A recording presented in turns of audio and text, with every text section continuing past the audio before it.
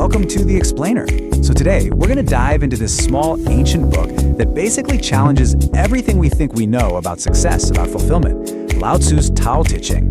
And here's the thing, it's a guide that doesn't give you more. Instead, it promises to take everything away. Okay, so let's just jump right into this. The book opens with this really deep, kind of paradoxical idea.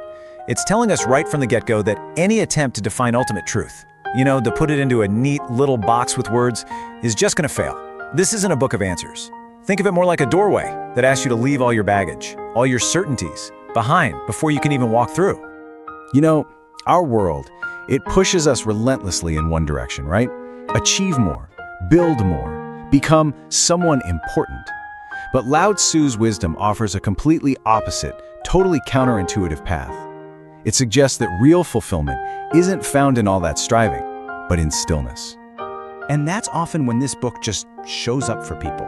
It's when that race to succeed has led you to a dead end, when you're scrolling and just feeling more empty, when you're anxious and you don't even know why. It arrives not with a solution, but with a way to just dissolve the problem itself. So who was this mysterious figure behind all these ideas? Well, let's meet the author who, believe it or not, never even wanted to be one. And the name itself kind of tells you a lot. Lao Tzu, old master. He wasn't some celebrity guru. Historical accounts paint a picture of a really quiet guy, an archivist, a keeper of records, who was way more interested in just observing the world and telling people how to live in it. What's so wild is that this guy, he wasn't trying to build a movement. He had no followers, he wasn't performing any miracles, and he had zero interest in creating some new system of belief. The legend is that he only wrote the Tao Te Ching because a border guard saw his wisdom and basically wouldn't let him leave until he wrote it all down. And after he did, he just vanished forever. Okay, so the core idea of this entire book is something called the Tao. But what is it? What is this path with no footprints? Simple enough, right? The way. But yeah, the Tao, it's not like any path you or I are used to. It's not a road on Google Maps that gets you from point A to point B. And this is the big question the book really makes you wrestle with. I mean, if you can't map it and there's no destination, what kind of way is it? Just think about that for a second. A bird flies. It creates a path through the air. But where is it? There are no footprints. There's no trail to follow. Nothing is left behind. And that really gets to the core of it. The Tao isn't some pre-made road you're supposed to follow.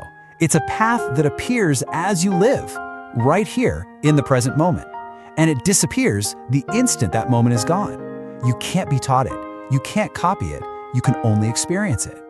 So what this all boils down to is that the goal isn't to get somewhere else. The goal is to fully show up right where you are. On a worldly path, we're always rushing to the finish line. On the Tao, you realize the journey is the prize.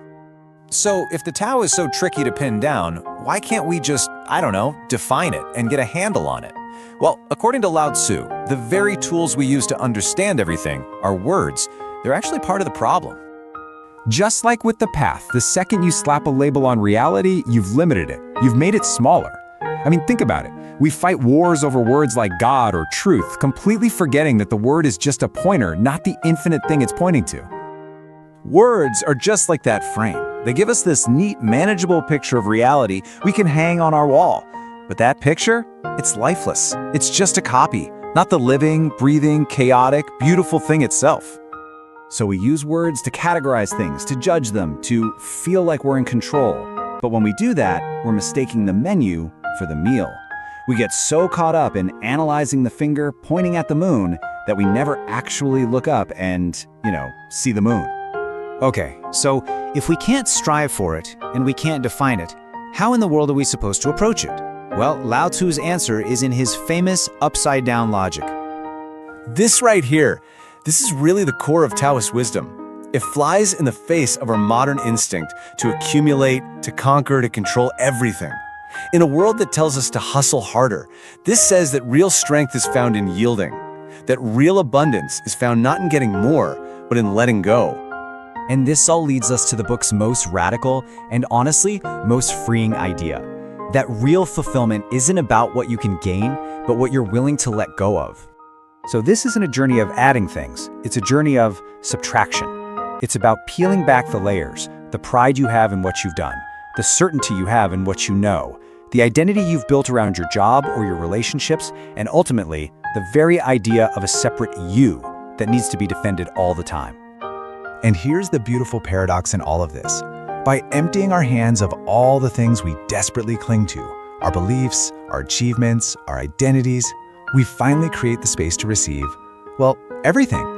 Look, the goal here isn't to learn something new. It's not about stuffing more facts into your brain. It's an invitation to rediscover that quiet, wondrous curiosity you had as a kid, that state of just being before the whole race to become something else started. And that is the ultimate challenge the Tao Te Ching leaves us with.